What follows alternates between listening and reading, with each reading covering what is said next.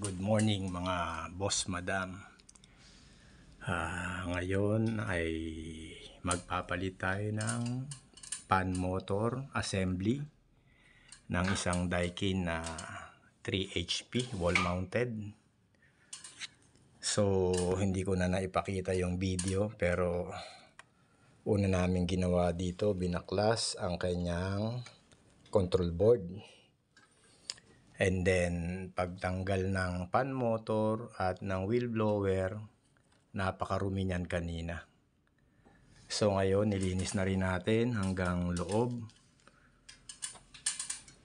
Sinamantala na natin habang open yung unit. At ayan, nakita nyo naman, malinis na po yan. So mga boss madam, ganyan po tayo magsagawa ng procedure. Kung po pwede naman nating linisin na rin, gawin na rin natin para sa benefit ng ating mga mahal na customer.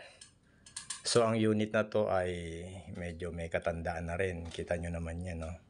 Puro kalawang na.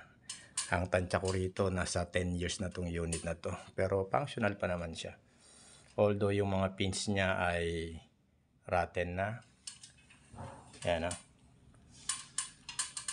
So, abangan nyo mamaya yung ating finished product. So, magpo-proceed lang muna ako sa pagkakabit ng fan motor assembly, bushing, wheel blower at yung kanyang fan motor.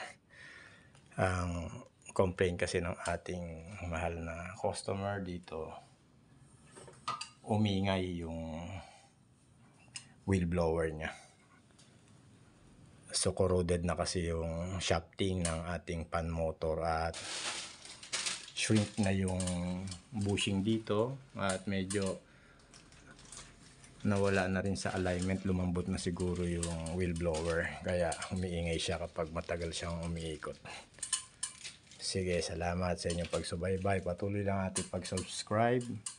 Pakihit lagi ang notification bell para lagi kayong updated sa mga video pa natin gagawin.